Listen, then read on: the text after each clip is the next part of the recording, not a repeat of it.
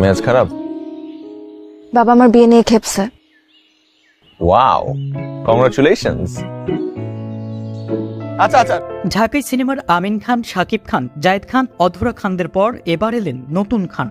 নাম তার অভিনেত্রী আয়েশা খান। ওটিটি ও নাটকে নিয়মিত হওয়ার পর এবার সিনেমায় নিয়মিত হতে চান তিনি। এরই মধ্যে দুটি সিনেমার সঙ্গে চুক্তি হয়েছে তার।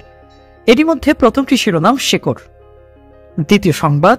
এটি পরিচালনা করছেন সোহেল আরমান। শেকর সিনেমার শুটিং এরই মধ্যে ঢাকার বাইরে শুরু হয়েছে। তারই মধ্যে নতুন সিনেমার সঙ্গে চুক্তিবদ্ধ হলেন এ নায়িকা। সিনেমাটি নিয়ে আয়েশা বলেন, সংবাদ সিনেমা নিয়ে বলতে গেলে শুরুতে আমি বলবো, প্রথম যখন আরমান ভাই আমার কাছে গল্পটি নিয়ে আসেন, তখন গল্পটি দেখে আমার মনে হয়েছিল কাজটির সঙ্গে এখনই আমার যুক্ত হওয়া উচিত। কারণ শুরু থেকে আমি বলে আসছি, বড় পর্দার জন্য এখন আমি প্রস্তুত না। তবে আমার মনে হচ্ছিল কাজটি এখন যদি না করি তাহলে গল্প আমার জন্য অপেক্ষা করবে না। আর ভাল লাগে না, বি সিরিয়াস। এছাড়া আরমান ভাইয়ার সঙ্গে হয়তো পরবর্তীতে অনেক কাজ করা হবে, কিন্তু এই ধরনের চরিত্রে কাজের সুযোগ হয়তো আর পাবো না। সে কারণে ঝুঁকিটা নেওয়া। আর দুটো সিনেমায় জড়িত হওয়ার বিষয়টি কাকতালীয়। আমি জানতামই না দুটো সিনেমায় কাজ করার সৌভাগ্য এবছরই হয়ে যাবে, এবং হয়ে গেছে।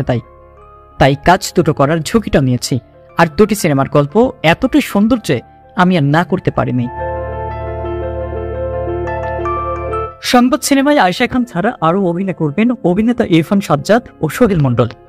এর আগে ওটিটি কন্টেন্ট কন্ট্রাক্ট কাইজার দ্য ক্যাফে ডিজায়ারে সবশেষ বুক পকেটের গল্প নাটকে অভিনয় করেছিলেন আলোচনায়।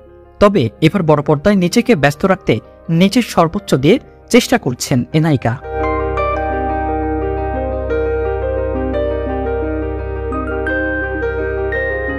তোমাকে কিভাবে ছুঁড়ে ফেলতে পারবো না। How sweet. তো ভালো